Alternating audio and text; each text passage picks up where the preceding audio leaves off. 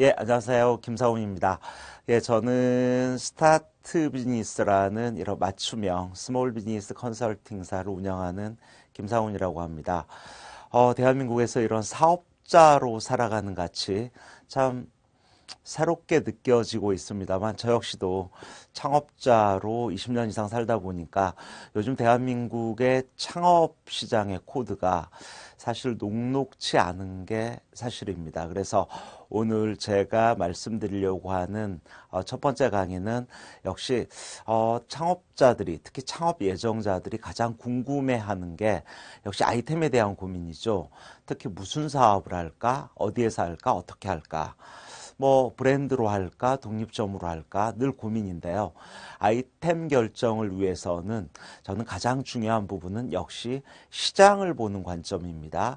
시장을 얼마나 잘 분석해내고 시장의 눈높이에 맞춰서 시장의 흐름에 맞춰서 어떤 그 아이템을 정하고 그 다음에 어떤 성과 창출을 위한 구체적인 매니지먼트 툴을 어떻게 만들 것인가 이런 부분 상당히 중요할 것 같아서요. 먼저 이 창업 시장 분석이라는 관점에서 오늘 말씀드리려고 합니다. 시장 분석, 저 역시도 제가 한 1990년대 초부터 거의 뭐 20년 넘게 30년 가까이 이런 시장 분석을 하다 보니까 역시 시장은 살아 움직이는 생물이거든요. 그래서 생물이라는 관점에서 봤을 때는 역시 중요한 것은 역시 내가 창업 주체, 즉 창업을 하려고 하는 사람이 늘 시장에 나가는 연습이 정말 중요하다. 저 역시도 틈만 나면 시장에 나가는 일이 어떻게 보면 창업 전문가로 살아오면서 가장 중요한 스탠스, 가장 중요한 일이 아닐까 하는 생각이 듭니다. 그래서 저는 먼저 이 창업 시장을 분석하기 위해서 저는 시장에 나갑니다.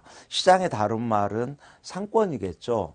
그래서 저는 창업을 앞두고 있는 우리 대한민국의 창업 예정자분들, 우리나라 대한민국 자영업자 뭐 570만 자영업자 그럽니다만 우리나라 직장인 수도 거의 한 1,500만이 넘지 않습니까? 우리나라 1,500만 직장인들은 마찬가지로 잠재적 창업자들이다라고 생각을 합니다. 하지만 열심히 직장 생활을 하다 보면 창업 시장이 어떻게 돌아가는지 직장 생활과 관련해서 자기의 직무 관련 전문성은 너무나 잘 아시겠습니다만 창업 시장의 코드로 돌아보면 과연 이 시장이 요즘 어떻게 돌아가는가, 무슨 색깔인가, 방향으로 본다면 시장이 지금 동쪽으로 흐르는가, 서쪽으로 흐르는가, 뭐 이런 부분에 대해서 상당히 좀 난해하고 과연 지금 창업해도 됩니까? 창업해야 될까요? 뭐 한다면 어떤 업종이 나을까요? 뭐 이런 어떤 아이템이 나을까요? 요즘 뭐 박람회 가면 어떤 브랜드 있던데요. 그런 브랜드 하면 요즘 성과를 낼 수 있습니까? 뭐 이런 질문들을 저에게 많이 하곤 합니다. 그래서 그런 창업에 어떻게 보면 첫 단추를 꿰려고 하는 분들에게 저는 가장 중요한 것은 도대체 시장이란 뭔가, 마켓. 흔히 시장 그러면 우리나라 뭐 꼭 경제학을 얘기하지 않더라도 시장의 두 가지 축은 공급 시장과 수요의 두 가지 축이죠.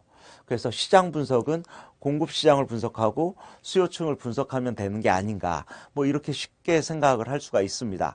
그래서 저는 이 공급과 수요의 두 가지 축, 두 가지만 분석하면 되는가 이렇게 생각할 수 있는데 저는 창업자 입장에서 도대체 이 시장의 바운더리, 영역이 어느 정도인가를 제가 보기 좋게 한 시장을 형성하는 6가지 축을 저는 명쾌하게 정리를 제가 해놓은 게 지금 보여지고 있는 자료인데요. 어떻게 보면 시장은, 최근 우리나라 창업 시장은 어떻게 보면 창업 생태계, 즉 자영업 생태계로 이해하는 게 가장 중요합니다. 그래서 우리 집 앞에 시장을 분석하든 요즘 뭐 전국의 대학가 상권 중에서 1등이라고 하는 뭐 홍대 상권을 분석하든 아니면 전국의 어느 지역을 가든지 간에 시장을 바라보는 분석하는 6가지 축은 이해하면서 시장에 나가고 상권에 나가는 게 너무나 중요합니다. 이런 관점으로 먼저 말씀을 드렸고요. 저는 그런 관점에서 앞서 말씀드린 시장을 분석하는 첫 번째 공급자는 역시 저는 1차 공급자는 창업자라는 생각이 듭니다. 그래서 창업자를 공급자로 뒀을 때 창업자는 누구를 대상으로 영업을 하는가? 그거는 지금 도표에서 보여드리듯이 가장 밑바닥에 있는 대한민국 소비자죠. 대한민국 소비자는 여러분들이 너무나 잘 아시다시피 5천만 소비자지 않습니까? 5천만 중에서 서울시가 지금 980만, 경기도가 한 1280만 정도 되죠. 뭐 인천이 한 350, 400만 가까이 되는 거죠. 그래서 서울, 경기, 인천을 포함한 수도권 수요가 전체 5천만 주에서 2,500만, 우리나라 전체 수요의 절반이 모여 사는 서울 수도권 수요자, 이게 대한민국 어떻게 보면 중요한 소비층 중에 하나고요. 그 다음에 전국의 5대 광역시를 비롯해서 지방 소비자가 들어간 전체 대한민국 소비자 시장, 이게 어떻게 보면 창업시장의 가장 중요한 수요층이라고 할 수 있겠죠. 이런 대한민국 소비자들은 과연 먹거리를 먹을 때는, 아니면 살거리, 놀거리, 즐길 거리는 어디에서, 어느 가게에서, 어떤 지역에서, 어떤 상권에서 그들의 지갑을 여는가. 이게 어떻게 보면 소비자 시장을 분석하는 거죠. 아마 지금 창업 예정자들 입장에서도 당장 창업을 하지 않더라도 나도 대한민국 소비자의 한 사람이다 때문에 내 또래의 소비자들이 어디에서 돈 쓰는 건 압니다. 이렇게 말씀하시는 분들 많을 거예요. 특히 먹거리, 먹을 때는 어디로 가고요. 1차 밥 먹을 때는 어디로 가고요. 술 먹을 때 어디 가고요. 커피 마실 때는 어디 가고요. 2차로 어디 가고요. 3차는 어디 가요. 뭐 살거리, 옷 살 때는 어디 가고요. 뭐 옷 중에서도 뭐 자파 살 때는 어디 가고요. 도매 시장은 어떻고요. 온라인 시장은 어떻고요. 뭐 전국에 뭐 470개 되는 대형 할인마트에는 어떨 때 갑니다. 이런 소비자들이 어떻게 돈을 쓰는가, 언제 돈을 쓰는가, 누구와 돈을 쓰는가, 그리고 소비자들의 희노애락은 어떻고 그들이 지갑을 여는 이런 먹거리를 소비하는, 살거리, 즐길거리를 소비하는 이 소비자의 소비 행태, 이걸 다른 말로 얘기하면 소비자의 라이프 스타일이죠. 사실 어떻게 보면. 그래서 저는 소비자의 라이프 스타일을 늘 관심 있게 가지는 거, 이게 어떤 시장 분석의 첫 번째죠. 예를 들어서 뭐 우리나라의 대학가 상권 중에 1등 한다는 앞서 언급했던 홍대 상권의 핵심 소비자는 누굴까? 그럼 말이 필요 없이 계층별로 본다면 계층별로 보면 대학생이 제일 많은가요? 아니면 중고등학생이 제일 많은가요? 아니면 여성층이 제일 많은가요? 성별로는 남성층은 어느 정도인가요? 뭐 계층별로 직장인군은 어느 정도일까요? 뭐 이런, 그들은 과연 홍대에 가면 먹거리, 밥 먹을 때는 어디 가나요? 차 마실 때는 어디 가나요? 술 마실 때는 어디 가나요? 그들 소비자의 동선을 따라가 보는 거, 이게 어떻게 보면 창업자 입장에서 소비자 분석의 가장 중요한 코드라고 보면 됩니다. 뭐 이렇게 매 그 해의 띠를 중심으로 소비자의 라이프 스타일을 어떤 10가지 띠를 가지고 쭉 발표하는 뭐 이런 소비자 트렌드도 하나의 소비자 분석의 가장 중요한 코드 중에 하나고요. 두 번째는 이 소비자들이 지갑을 열어줘야 돈 버는 그 다음 시장의 중요한 구성이 창업자 시장이죠.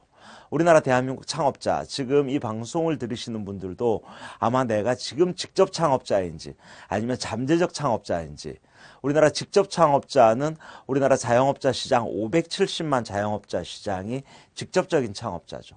이 창업자들의 1차적인 고객은 말이 필요 없이 대한민국 소비자들이죠.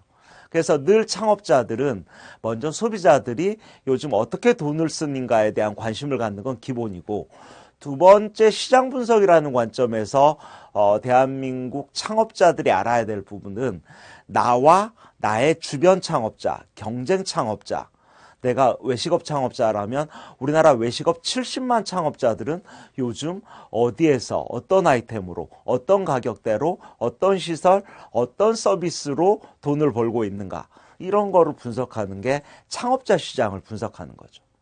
특히 창업자 중에서는 업종별 창업자도 있지만 자금대별 창업자도 있죠. 100만 원으로 창업하신 분, 5천만 원으로 창업하신 분, 1억 원으로 창업하신 분, 뭐 3억 원, 5억 원 창업자.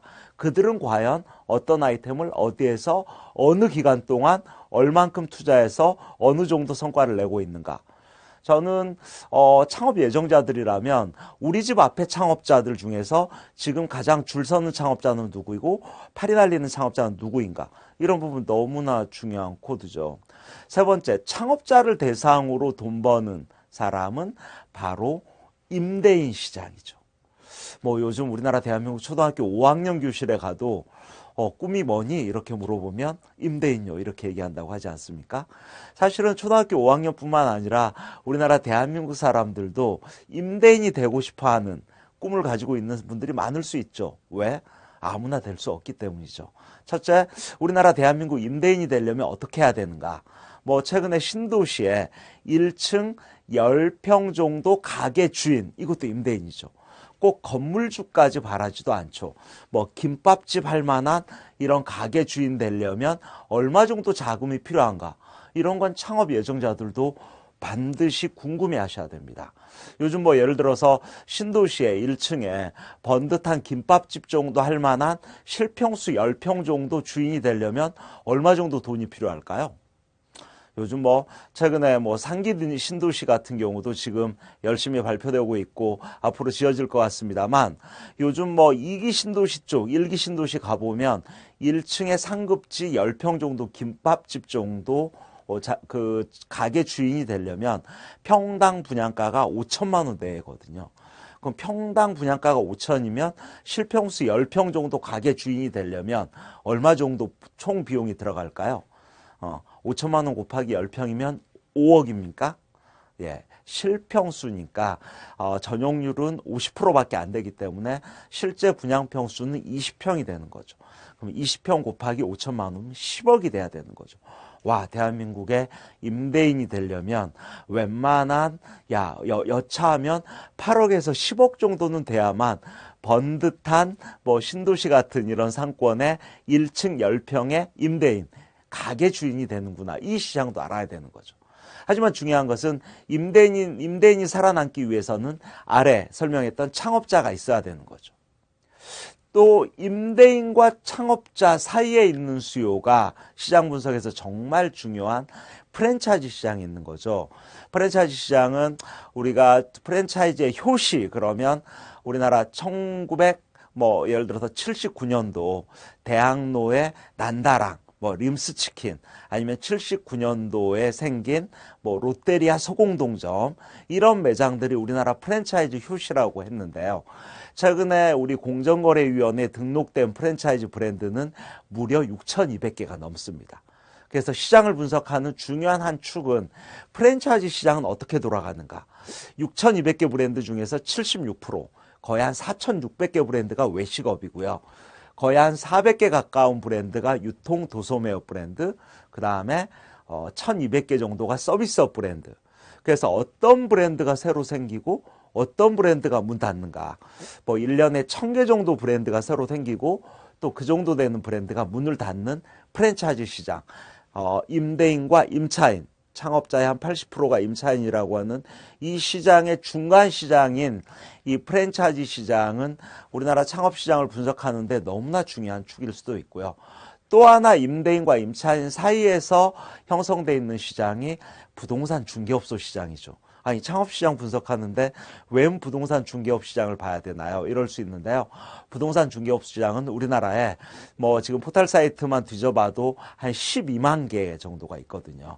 12만 개 부동산 중개업소의 수익 모델들은 하나도 둘도 셋도 거래에 있는 거죠. 창업자가 창업해서 장렬하게 실패해서 부동산 중개업소에 넘겨주세요. 그러면 부동산 중개업소는 돈을 벌 수도 있는 거죠. 부동산 중개업소 입장에서는 창업자들이 성공 실패를 떠나서 그냥 많이 어떻게 보면 망해 주시면, 실패해 주시면 제가 넘겨드릴게요.